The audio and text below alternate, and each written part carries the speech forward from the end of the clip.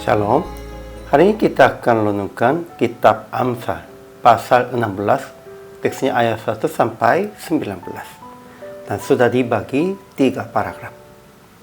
Paragraf yang pertama ayat 1 sampai 9. Serahkanlah perbuatan dan kehidupan kepada Tuhan. Paragraf yang kedua ayat 10 sampai 15. Raja akan memerintah dengan keputusan dari Allah. Paragraf yang ketiga ayat 16 sampai 19. Kehidupan yang memperoleh hikmat yaitu menjauhi kejahatan dan rendah hati. Kesimpulannya, meskipun manusia merencanakan, terlaksana berasal dari Tuhan. Maka penulis berkata, serahkanlah perbuatan dan kehidupan kepada Tuhan. Lebih pentingnya pandangan Tuhan daripada pandangan sendiri tentang bersih, karena Ia menguji hatinya. Jika kita menyenangkan hati Tuhan, Ia akan mendamaikan kita dengan musuh juga ya. Dan Raja dunia harus berkata dan memerintah berdasarkan keputusan dari Allah untuk mengadili dengan benar. Memperoleh hidup hikmat dan pengertian sungguh jauh melebihi memperoleh emas dan perak. Juga lebih baik merendahkan diri dengan orang yang rendah hati daripada membagi lampasan dengan orang congkak. Ajaran tentang Allahnya. Pertama, manusia dapat menimbang-nimbang dalam hati, tetapi jawaban lidah berasal daripada Tuhan. Hati manusia memikir-mikirkan jalannya, tetapi Tuhanlah yang menentukan arah langkahnya. Tuhan membuat segala sesuatu untuk tujuannya masing-masing. Kedua, segala jalan orang adalah bersih menurut pandangannya sendiri, tetapi Tuhanlah yang menguji hati. Timbangan dan neraca yang betul adalah kepunyaan Tuhan. Segala patut timbangan di dalam pundi-pundi adalah buatannya.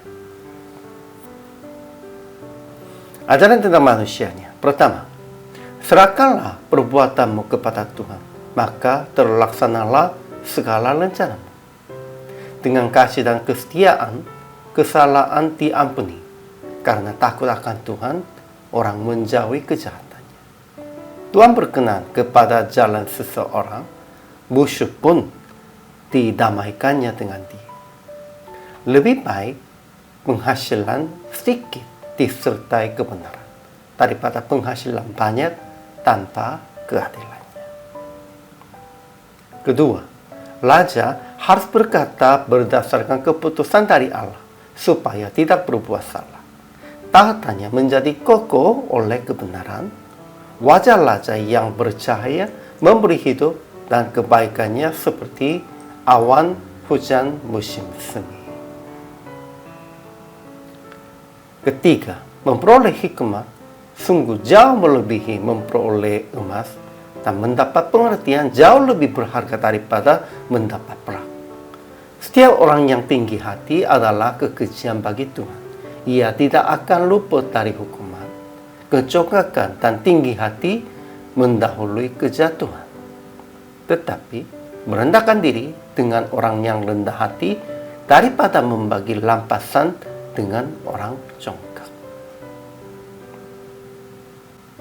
Jadi aplikasi hari ini, pertama, melakukan dengan adil berdasarkan firman dan serahkan kepada Tuhan semua hasil perbuatan Anda dengan percaya bahwa Ia akan membimbing ke jalan yang baik. Daripada emas, daripada apapun, paling berharganya bimbingan Tuhan. Kita harus mengakuinya tentang itu. Kedua, merendahkan diri dengan menerima keputusan Tuhan, sekalipun tidak sesuai dengan keinginan pribadi Anda. Ya, memang ada banyak jawaban Tuhan yang tidak sesuai dengan keinginan pribadinya. Tetapi, terimalah dengan hati sukacita. Karena itu Tuhan sudah memberikan lebih baik, yang lebih cocok. Sehingga akhirnya perpraktikan ini, muliakan rendah hati Anda kepada Tuhan dengan menerima bimbingannya, dengan menerima hasil yang tidak sesuai dengan keinginan pribadi Anda, dan berdoa dengan hati berterima kasih tentang Tuhan membimbing Anda ke tempat yang paling cocok. Inilah kehidupan orang percaya. Inilah pengakuan orang percaya. Dan pada waktu itu Tuhan pasti akan mencukupi semuanya untuk Anda dan untuk semua orang percayanya. Karena kita semuanya buatan Tuhan.